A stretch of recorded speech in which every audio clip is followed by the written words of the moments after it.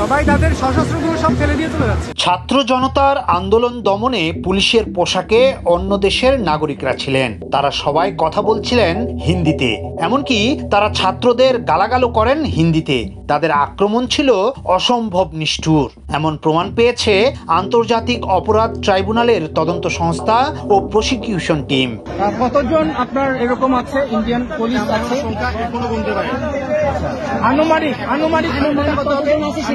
আপনারা আমাদেরকে একটু টাইম দিন, আনুমানিক কতজন হতে পারে বিচার করব। গত 5 আগস্ট শেখ হাসিনা পতনের দিন একটি ভিডিওতে দেখা যায় একদল সশস্ত্র তড়িঘড়ি করে বিমানবন্দরে ঢুকছে।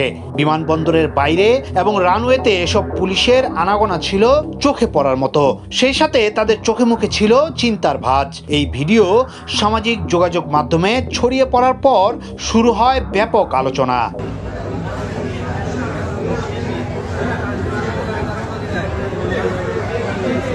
ফেসবুক সহ সকল সামাজিক যোগাযোগ মাধ্যমে এই ঘটনা নিয়ে অনেকে লিখেন, এই পুলিশ সদস্যরা কথাকার, তারা কি ভিনদেশি?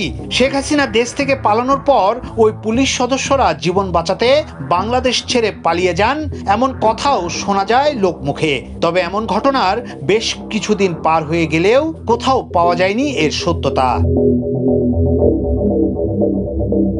তবে এই ঘটনা সহ জুলাই অভ্যুত্থানের নানা ঘটনার তদন্তে, ছাত্র আন্দোলনে আহতদের সাথে দেখা করতে রাজধানীর জাতীয় অর্থোপেডিক হাসপাতালে যান আন্তর্জাতিক অপরাধ ট্রাইব্যুনালের তদন্ত সংস্থা ও প্রসিকিউশন টিম।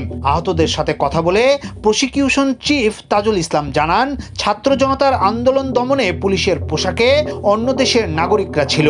এর প্রাথমিক তথ্য প্রমাণ পেয়েছেন তারা। আহতদের অনেকেই তাদের বলেছেন, আন্দোলনে জড়িত অনেক পুলিশ সদস্যই কথা বলেছেন হিন্দি ভাষায়। আইন অনুযায়ী তাদের বিরুদ্ধে ব্যবস্থা নেওয়া হবে। আমরা যে প্রমাণটা পাচ্ছি, তারা বলেছে যে তাদের কাছে এসে গুলি করেছে যে পুলিশগুলো, তারা বাংলা ভাষায় কথা বলেন, তারা অধিকাংশ হিন্দি ভাষায় কথা বলেছে, হিন্দিতে গালাগালি করেছে এবং এই তাদের আচরণ ছিল অসম্ভব brutal. 5 August Savar cantonment, Rajarbagh police line, রাজধানীর মধ্য বাড্ডা সহ বিভিন্ন স্থানে রাতভর মুহুর্মুহু গুলির শব্দ শুনতে পান স্থানীয়রা।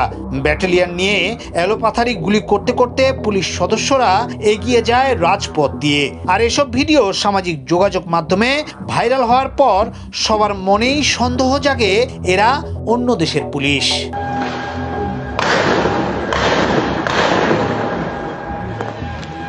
ইয়াসিন আলী, সোনালী নিউজ, ঢাকা।